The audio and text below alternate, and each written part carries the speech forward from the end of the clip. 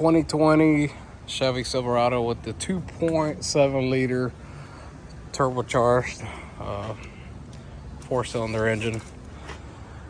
We have a P1467 code.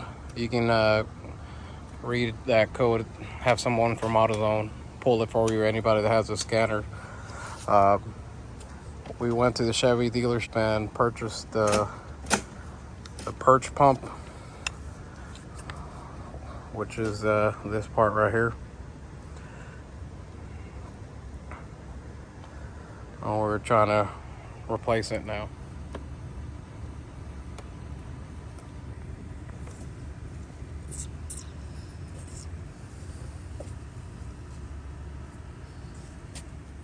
If you want to go to your battery on the passenger side, make sure you remove the negative cable. It's the first thing you do with the battery.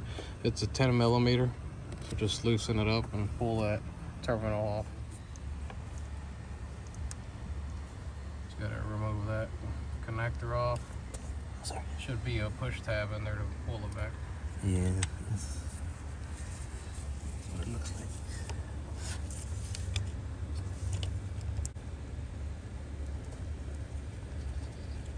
There we go. Nice. You can also remove this cover for better access. Should be two 10 millimeter bolts.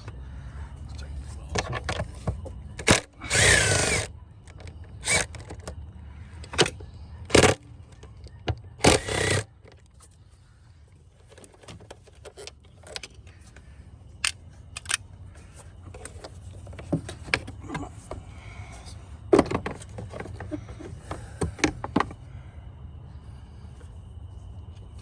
Right.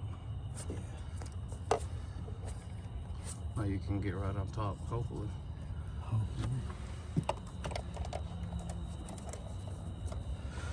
You have 4 8 millimeter head bolts that we're trying to remove. There we go. Money. If you see this bracket, it's basically where the bolts are at.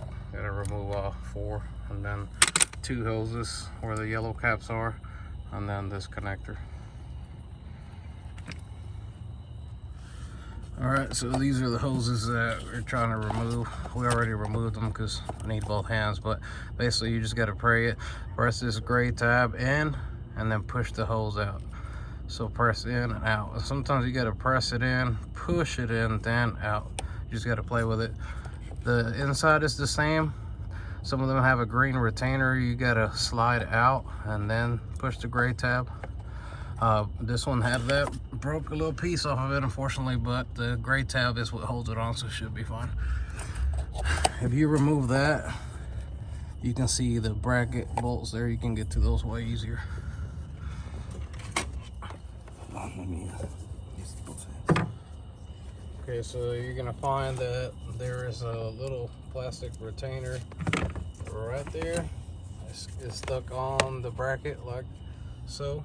What you're gonna have to do is try to pry it out with a flathead screwdriver or a needle nose. What we did is we got this little fork tool.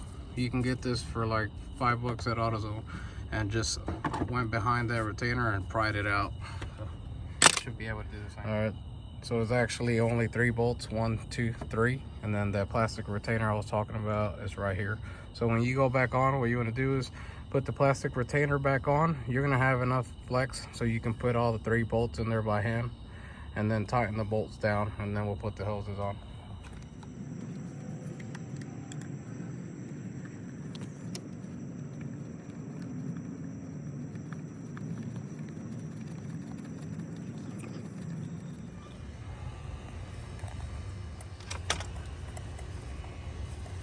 Hoses clip right on, so it's way easier to put them in than out.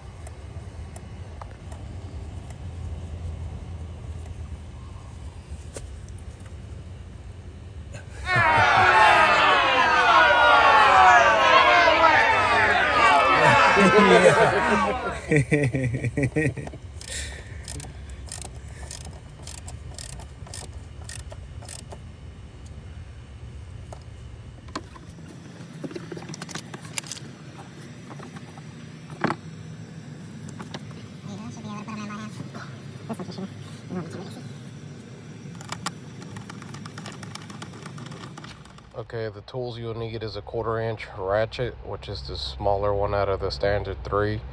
You'll need a 8mm socket. I would mostly use quarter drive.